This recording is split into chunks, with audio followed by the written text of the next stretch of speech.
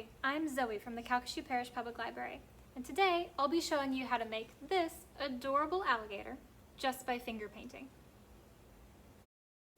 To paint this alligator, you'll need a canvas board or some other sturdy paint surface, and you'll need some acrylic paint. These are the colors I'll be using today. We're going to start with the background. I want to keep mine pretty neutral so my alligator stands out. I tried adding paint with my fingers, but I just couldn't pick up enough.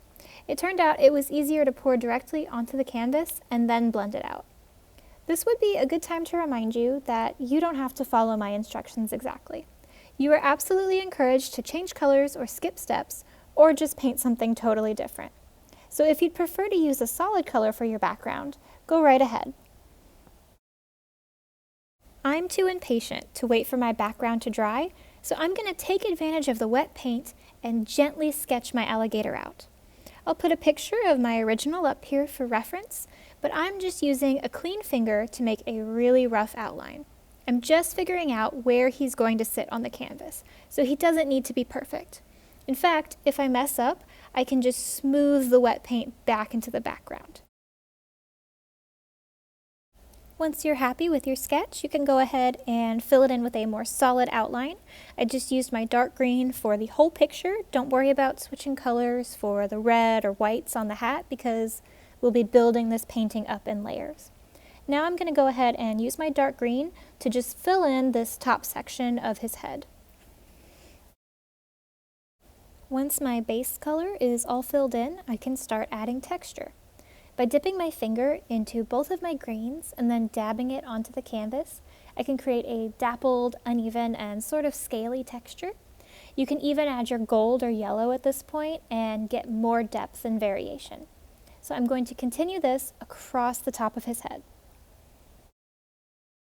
And real quick, I'm going to add his brow bone back in so we don't lose that. I'm just going to use some black and gently blend it in.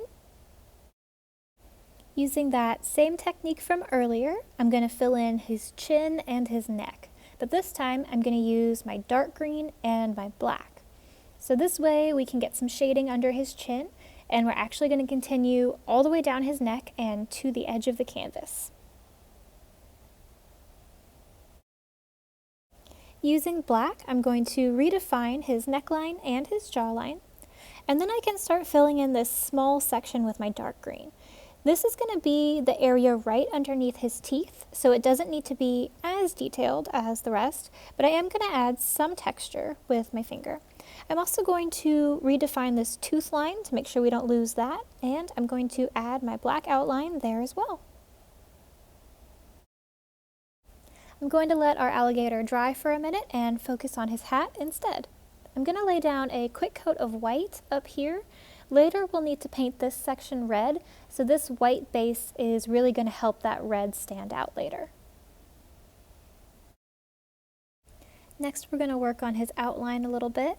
Using dark green, I'm going to outline the top of the alligator, and then for the tooth line, I'm adding a line of dark green and then going over it with black. This way it blends a little bit and it makes these lines a little bit less harsh. It adds some shading. I'm going to do the same thing for his jawline and for his neckline. Now that we're done with all of our large sections, we can start focusing on the details. I think my alligator's neck and shoulder right here is a little bit too dark, so I'm just taking a second to fix that up. And then I can start to work on his eye. I'm going to use that dark green and black from earlier to add his brow bone back in. And then I'm just going to do a large black circle for his eye, and I'm going to use my gold, or you could use yellow, to just add a dot right to the middle of his eye. Now we can add his teeth. I'm just going along the tooth line and adding these large white dots. Still using white, I am also going to fill in the cotton ball on the Santa hat, as well as the rim of the hat. If your greens in this area are still wet, you may want to let those dry so that your white paint isn't contaminated. And while I'm here, I am also going to add a second coat of white onto the red section of the hat to cover up the last bit of green that's showing through. You do need to wait for that white coat to dry completely before you go on to the next step, But this next and final step is to add the red to the Santa hat. Once you've colored in your hat, you are all done with your Christmas alligator.